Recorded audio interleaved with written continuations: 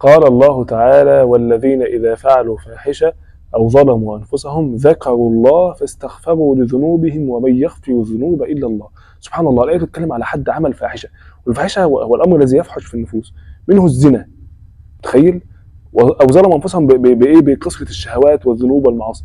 طب سبحان الله، الآية بتتكلم على إيه؟ حد عصى ربنا، عملت دلوقتي إيه؟ معصية في حق الله. طب إيه الحل؟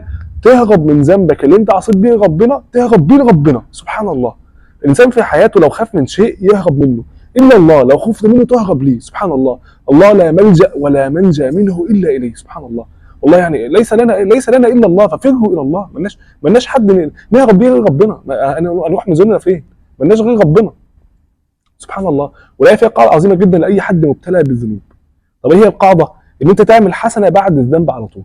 يعني قال تعالى: والذين اذا فعلوا فاحشه او ظلموا انفسهم عملوا ايه بقى؟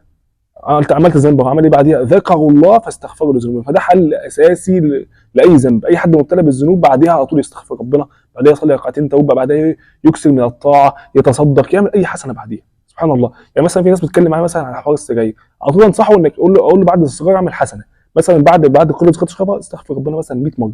ايوه الشيطان يقول لك: ازاي يا عم، ده انت لسه شارب سيجاره هتستغفر ربنا ازاي؟ يا عم استغفر ربنا، ما هو ربنا لنا الحل في الايه؟ في الايه دي، ان انت لو عملت ذنب على طول تعمل حسنه بعديها. فربنا يا رب يتولانا ويتوب علينا ويرحمنا ويغفر لنا ويتجاوز عنا.